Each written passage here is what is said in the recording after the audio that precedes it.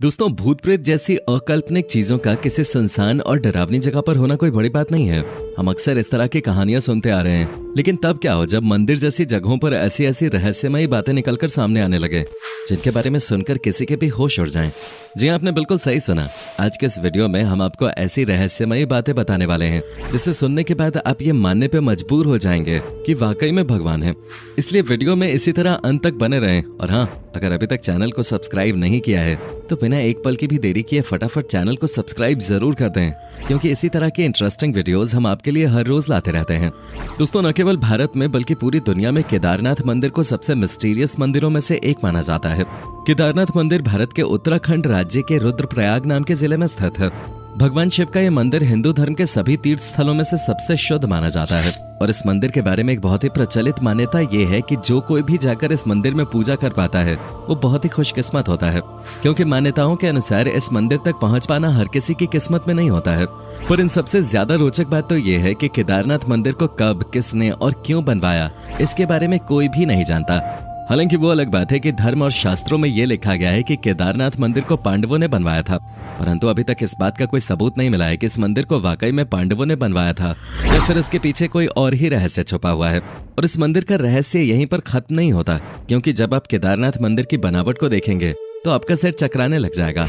केदारनाथ मंदिर में जो पत्थर लगे हुए हैं वो इतने सटीक और इंटरलॉकिंग तरीके से लगे हैं कि देखकर ही ऐसा लगता है मानो किसी मॉडर्न इंजीनियर ने इसे तैयार किया हो। पर ऐसा होना तो संभव नहीं है, क्योंकि ये मंदिर आज से हजारों साल पुराना है। और जिस किसी भी वक्त ये मंदिर बना होगा उस वक्त आज के समय में इस्तेमाल की जाने वाली मॉडर्न टेक्नोलॉजी का नामो निशान तक नहीं था। ऐसे में बिना किसी वर्तमान टेक्नोलॉजी के इस मंदिर को ऐसा बनाना अपने आप में किसी चमत्कार से कम नहीं है, क्योंकि कोई भी तूफान आए या फिर कितना ही बड़ा बवंडर क्यों ना आ जाए, इस मंदिर को कुछ भी नहीं हो सकता। तभी तो 16 जून 2013 को इतनी बड़ी सुनामी और तूफान में पूरा उत्तराखंड पानी में बह गया। यहाँ तक कि आज के जमाने की बड़ी बड़ी बिल्डिंगें जमीन पे ताश के पत्तों की तरह बिखर गई थीं। कितनी सारी बिल्डिंगें पानी के साथ पूरी तरह से तबाह हो गईं, लेकिन केदारनाथ मंदिर को आंच तक नहीं आई। पूरा का पूरा मंदिर वैसे का वैसा ही खड़ा रहा।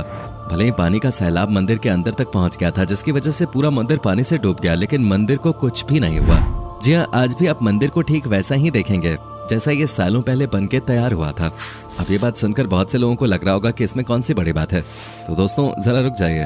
अब हम आपको जो बताने वाले हैं उसे सुनने के बाद आपके रोंगटे खड़े हो जाएंगे, क्योंकि उस वक्त बाढ़ के समय हर तरफ सिर्फ और सिर्फ पानी दिखाई दे रहा था। तभी उस बारिश में जब बहुत सारा पानी हो गया था, पीछे से एक बहुत बड़ा पत्थर पहाड़ से निकल कर आया और केदारनाथ मंदिर के जस्ट पीछे रुककर उसने पानी की धारा को 2 भागों में कर दिया। यानी कि पानी की तेज धार जो डायरेक्ट मंदिर को तबाह करने के लिए आगे बढ़ रही थी, उसे इस विशालकाय पत्थर ने बहुत ही चमत्कारिक तरीके से 2 भागों में बांट दिया, जिसकी वजह से मंदिर पूरी तरह सुरक्षित हो गया। ऐसे में सबसे बड़ा सवाल यह आता है कि जब लेटेस्ट टेक्नोलॉजी और मजबूत पत्थरों का इस्तेमाल करके बनी बड़ी बड़ी बिल्डिंग्स पानी के बहाव को नहीं झेल सकी और टूटकर बिखर गई, तो भला केदारनाथ मंदिर क्यों नहीं डूब सकता था। अब आप इसे कुछ भी कहें, लेकिन जब सारी बिल्डिंग्स टूटकर बिखर रही थीं, तो एक विशालकाय पत्थर ने मंदिर को सुरक्षित रखने का काम किया। इस घटना के बाद लोगों को यह एहसास हुआ कि सच में जिस केदारनाथ मंदिर की पूजा करने के लिए लोग मीलों की दूरी तय करके आते हैं, वो वाकई में कितना रहस्यमयी और चमत्कारिक है। और शायद यही कारण है कि केदारनाथ मंदिर को भारत के सबसे पवित्र और रहस्यमयी मंदिर के तौर पर जाना जाता है। अब जो लोग केदारनाथ के दर्शन करने के लिए गए होंगे उन्हें ये तो पता होगा कि वहाँ पर एक कुंड है जिसका नाम रेतस कुंड है।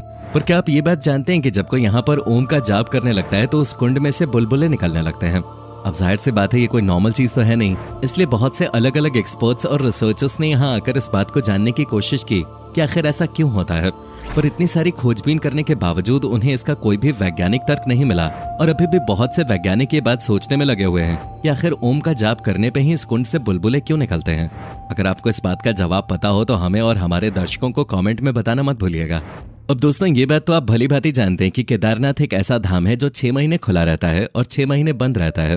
पर दिमाग को हिला देने वाली बात तो तब पता चलती है जब 6 महीना ये मंदिर बंद रहता है, तो यहाँ सबसे ज्यादा अजीब घटना घटती है जिसे वहाँ के लोग महसूस भी कर सकते हैं।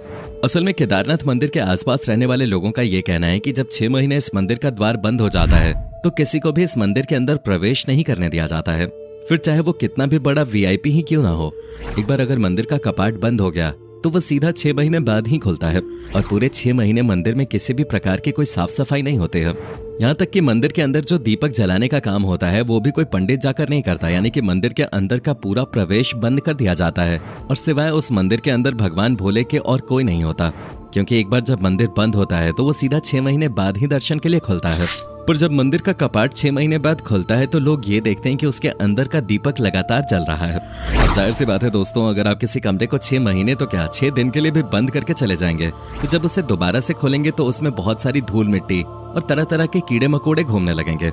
यानी कि जिस हाल में आपने उस कमरे को छोड़ा होगा उस हाल में तो कमरा बिल्कुल भी नहीं होगा, क्योंकि कमरा बंद हो या फिर खुला हो, अगर हम उसमें साफ सफाई नहीं करते तो प्रकृति किसी न किसी तरीके से उस पर अपना कब्जा करना शुरू कर देती है, फिर चाहे धूल मिट्टी के जरिए हो या फिर छोटे छोटे कीड़े मकोड़ों के जरिए। लेकिन जब स्वयं ब्रह्मांड को चलाने वाले भोलेनाथ किसी जगह पे हो तो प्रकृति की क्या मजाल कि वो उस जगह के आसपास भी फटक सके। तभी तो पूरे 6 महीने बाद जब केदारनाथ का कपाट खुलता है तो वो बिल्कुल भी गंदा नहीं होता। जिस स्थिति में पंडित कपाट को बंद करते हैं उसी स्थिति में कपाट को खोलने पर अंदर का मंदिर बिल्कुल उसी स्थिति में मिलता है। अब चलिए, ये बात तो फिर भी हजम हो जाती है कि कपाट बंद करने के 6 महीने बाद जब मंदिर को खोला जाता है तो उसमें सब कुछ बिल्कुल वैसा ही होता है। लेकिन 6 महीने तक लगातार बिना किसी की सहायता के दीपक का जलना सच में एक बहुत बड़ा चमत्कार है। यहाँ तक कि लोगों का मानना है कि केदारनाथ के इस मंदिर में 6 महीने तो इंसान भगवान शिव की आराधना करते हैं, लेकिन जब कपाट बंद हो जाता है तो उसके बाद 6 महीने तक दूसरे देवी देवता आकर भगवान की पूजा करते हैं और इस बात का सबूत जलता हुआ दिया चीख चीख कर देता है। वरना क्या आपने कभी सुना है कि किसी मंदिर में 6 महीने तक एक दिया जल ही रहा है और वो बुझने का नाम ही नहीं ले रहा? इस तरह का चमत्कार सिर्फ और सिर्फ केदारनाथ में ही हो सकता है। इसलिए कहा जाता है कि केदारनाथ मंदिर में भगवान की असीम शक्तियां मौजूद हैं। यही वजह है कि लोग केदारनाथ मंदिर को इतना ज्यादा पवित्र और रहस्यमयी मानते हैं। लोगों के मन में केदारनाथ के लिए जो आस्था और विश्वास है वो वाकई में अद्भुत है, क्योंकि ये मंदिर खुद बहुत अद्भुत है, जिसकी तुलना हम किसी भी दूसरे मंदिर से नहीं कर सकते। हालांकि कहने को तो ये भगवान का घर है और बाकी मंदिर भी भगवान के ही घर हैं, लेकिन जो चमत्कारिक शक्तियां आपको केदारनाथ में आने के बाद महसूस होंगी वो आपको कहीं भी महसूस नहीं होंगे। मंदिर के अंदर कदम रखते ही ऐसा लगता है मानो स्वयं भगवान शिव का हाथ सिर पे आ गया है और अब सारी तकलीफें खुद ब खुद ही मिट जाएंगे। और हम ये बात सिर्फ इसलिए नहीं कह रहे हैं कि ये किसी धर्म विशेष का मंदिर है और सभी को इसमें होने वाले चमत्कारों पर विश्वास करना चाहिए। हम इसलिए कह रहे हैं क्योंकि इस मंदिर में होने वाले चमत्कार प्राकृतिक नियमों से बिल्कुल अलग हैं, जो कि विज्ञान के दृष्टिकोण से भी काफी रोचक हैं। अब आप किसी भी धर्म से क्यों न ताल्लुक रखते हैं, लेकिन अगर आप विज्ञान को मानते हैं तो एक बार इस मंदिर में जाकर यहाँ होने वाले चमत्कारों को जरूर महसूस करिएगा, जिसके बाद आपको ये समझ में आ जाएगा कि इस दुनिया में कुछ ऐसी भी चीजें हैं जिनका विज्ञान से कोई लेना देना नहीं है, वो सिर्फ और सिर्फ चमत्कार पर चलते हैं।